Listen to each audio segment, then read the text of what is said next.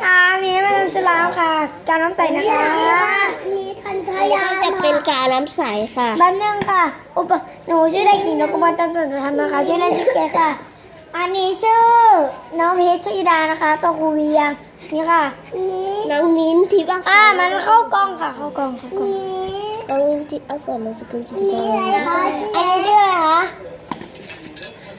สวัสดีวรวัฒน์ศรีสวัสดิ์น้องเพลครับเอาไปไว้ไหนอ่ะ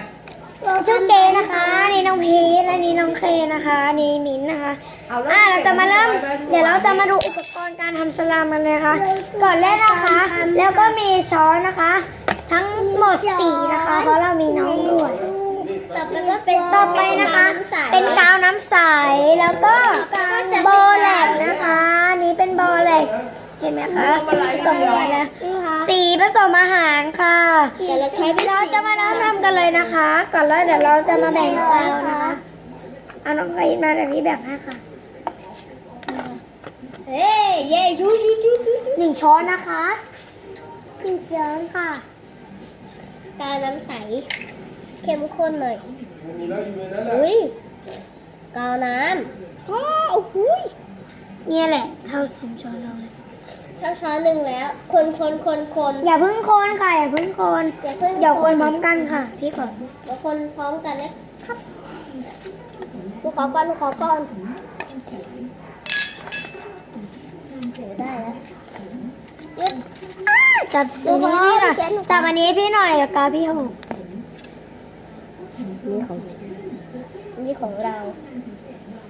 คนสุดท้ายตลอดเลยไม่เป็นไรหรอกของน้องคนสุดท้ายแล้วนะคะเดี๋ยวเราจะมาใส่โบเล็กอย่าเพิ่งค่ะเราใส่สีผสมอาหารก่อนนะคะอย่าเพิ่งคนพร้อมกันอย่าเพิ่งคนค่ะเดี๋ยวคนพร้อมกันเทกาว1 ช้อนแล้วทำไมไม่เนี่ยกาวแป๊บเดียวเหลือครึ่งเนี่ยแล้วฮะเหลือเยอะนู่นเสร็จแล้วนะคะเราจะมาใส่สีนะคะคนละคนเลยค่ะพี่ใส่ชื้นคนยากใส่อย่าเพิ่งคนคนเลยนะคะเดี๋ยวคนให้มันเข้ากันน้ำพริกคนค่ะคน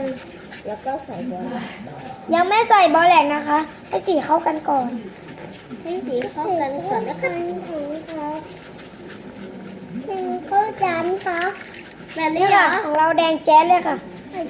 ของเราก็แดงแจ๊สเดี๋ยวเราต้องคนให้น้องนะคะของหนูแดงใสค่ะเดี๋ยวพี่คนให้มันไม่ละเอียดค่ะมันไม่ละเอียดใส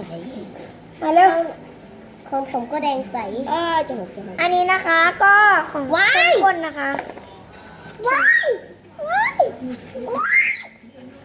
เบาๆค่ะ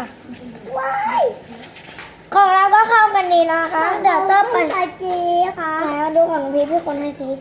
คนให้เราเลยดินี่ดูสีของน้องค่ะดูสีของน้องเดี๋ยวพี่รีวิวเดี๋ยวพี่ให้เขาดูก่อนนี่นะคะสีของน้องค่ะก็จะเข้มเหมือนเรานะคะเดี๋ยวต่อไปเรามาใส่โบแรกสีของผมนะครับเดี๋ยวเรามาใส่โบแรกนะคะกันนิดนึงใส่ตาแหลกหมดเลยเดี๋ยวก่อนนะน้องเล็กสุดก็ต้องใส่ทีหลังเฮ้ยมิ้นอย่าเพิ่งคนเดี๋ยวคนพร้อมกันเดี๋ยวมันก็อยากทำไมคนเขียนอย่างเยอะเลยอ่ะพี่ลืมด้วยขอโทษใส่เยอะเกินนะคะขอโทษด้วยค่ะเดี๋ยวมันก็จะเข้ากันเห็นไหมของนี่ค่ะมันเข้ากันแล้วนี่น้องเข้าเห็นไหมติดตัวแล้วนี่ค่ะมันเข้ากันแล้วนะคะเป็นเดียวเองค่ะของเขาเป็นแล้วอ่ะไม่มีเบบี้ออยล์นะคะก็ไม่เป็นไรค่ะเป็นทำหน่อยดิเป็นแล้วติดตัวแล้วเห็นไหมบอกแล้วของเขาติดตัวอย่างใหญ่อ่ะ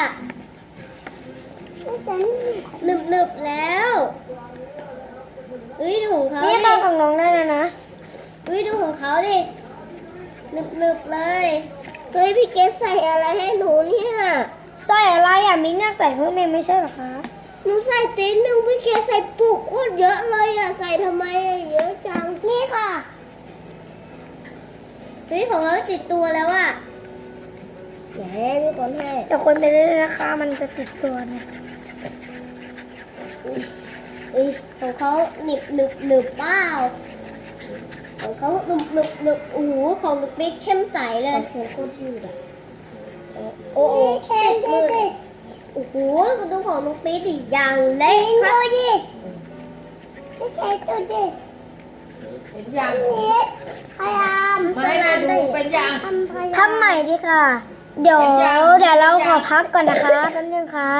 น้องปิ๊กน้อง สวัสดีนะคะ เราก็เริ่มทำใหม่ค่ะ